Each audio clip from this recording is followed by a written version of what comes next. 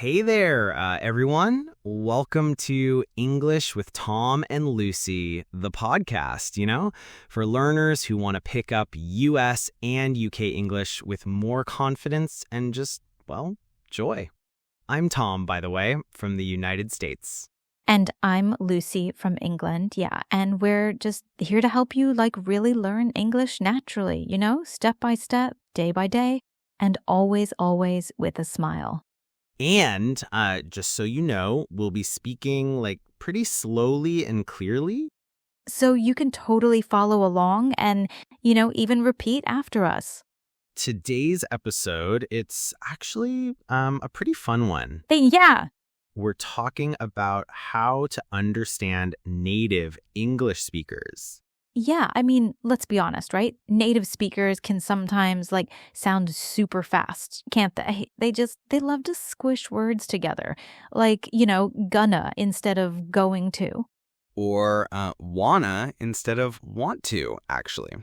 So today we're gonna really break these down together and make it all super clear. Let's jump in. Okay, so first up, let's tackle gonna. This is a super common one. You'll hear it pretty much everywhere in casual conversation, both here in the US and in the UK, actually.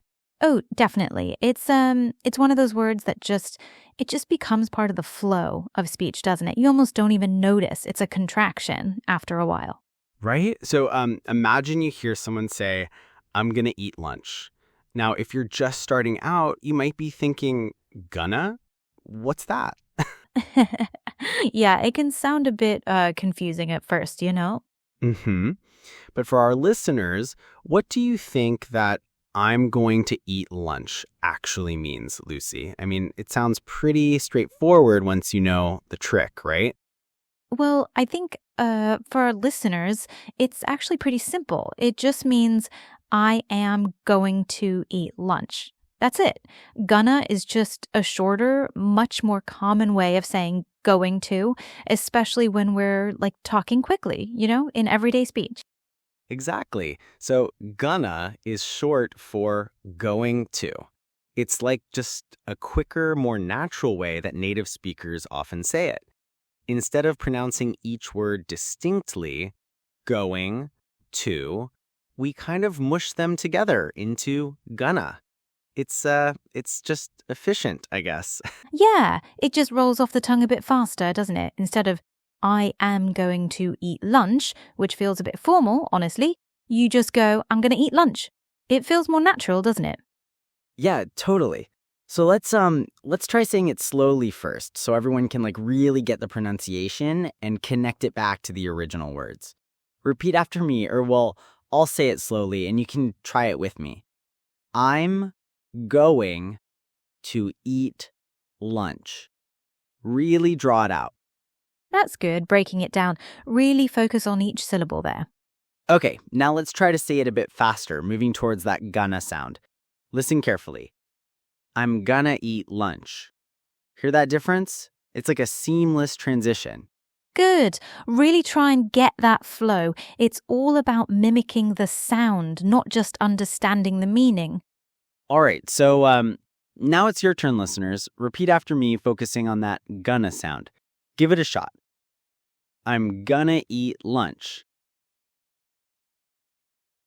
Yeah, really try and mimic that. Don't be afraid to say it out loud, even if you're just by yourself. It'll really help you both understand it when you hear it and, eventually use it yourself, which is the goal, right? Absolutely. Practice, practice, practice.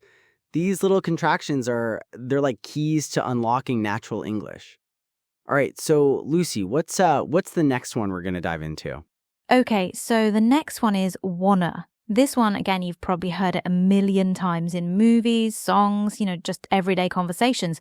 Like if someone says, I want to go home. Oh yeah, that's definitely a classic. And often, it's said pretty quickly. So for our listeners, when someone says, I want to go home, what does that actually mean? Well, it just means I want to go home. It's wanna is simply want to. It's, just another one of those instances where we squish two words together to make them flow more easily. It's funny how we do that with so many words. It really is. It's like so many words just kind of, get mashed up. So instead of I want to go home, which again sounds a bit stiff, it's I want to go home. It's just so much more common and frankly more natural in everyday speech. Yeah, absolutely. And it's important to remember these are generally informal. So you wouldn't necessarily write wanna in like a formal essay, but for speaking, it's everywhere. So for all of you listening, let's practice this one too. Repeat after me nice and clear. I wanna go home. Yeah, that one just feels natural once you say it a few times, doesn't it? Like it flows better. And once you start saying it, your ear actually gets better at picking it up from others too. It does. It really does. And I think once you start recognizing these, it just makes understanding native speakers so much easier. You're not like constantly trying to decode every single word. It just becomes clearer. Totally. It's like unlocking a secret code or something, right? You hear it and you just get it. All right, so we've done gonna, we've done wanna. What's the third one for today, Lucy?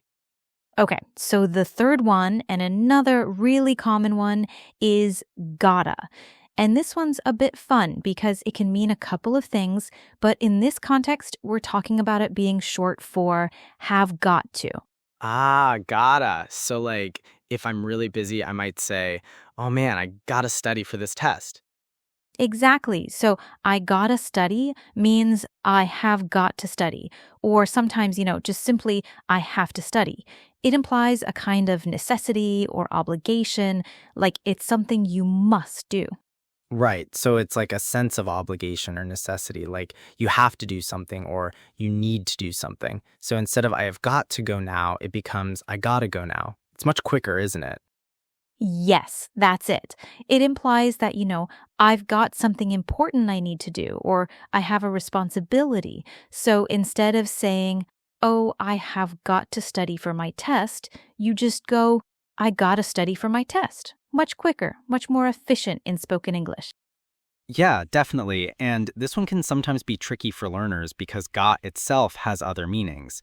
But when you hear gotta, especially followed by a verb, it almost always means have got to. So for everyone out there, let's try this one. It might feel a little different at first, but just go with it. Repeat after me. I gotta study. And again, just try it a few times. Don't worry if it doesn't sound perfect right away. It's all about getting comfortable with the sound and feeling it in your own mouth. The more you say it, the more natural it becomes. Yeah, exactly. And these three, gonna, wanna, and gotta, they are truly some of the most common ones you're going to hear. I mean, they are everywhere in English conversations. You really can't avoid them. They really are. And, it's not just about like speaking them, but also about like hearing them and understanding them. Once you start actively listening for gonna, wanna, and gotta, you'll notice them pop up all the time. It's like a little light bulb moment when you realize, oh, that's what they mean. It is. And just to recap for everyone, gonna is short for going to, wanna is short for want to, and gotta is short for have got to, or have to, depending on the context, as Lucy mentioned. Yeah, brilliant. And we hope this has helped you start to like demystify some of these fast sounding, squished up words. It's all about getting your ear attuned to it, really. It takes time, but you'll get there. Definitely. And don't worry if it still feels a bit, tricky. It takes time. As Lucy said, the more you listen, the more you practice, the easier it's going to get. Just keep at it. That's right. So, keep practicing these. Maybe listen back to this part of the episode a few times and really try to like mimic our pronunciation. Say them out loud. Yeah. And if you're feeling brave, try using them yourself in like a practice sentence. Just, talking to yourself in the mirror, whatever helps you feel comfortable. The more you use them, the more they become natural for you. Absolutely. It's all about building that comfort level. Okay. Thank you so much for listening today. It means the world to us that you're here. Yes, thank you for joining us on English with Tom and Lucy, the podcast where you learn English from an American and a British person at once. Just a little reminder, my name is Tom.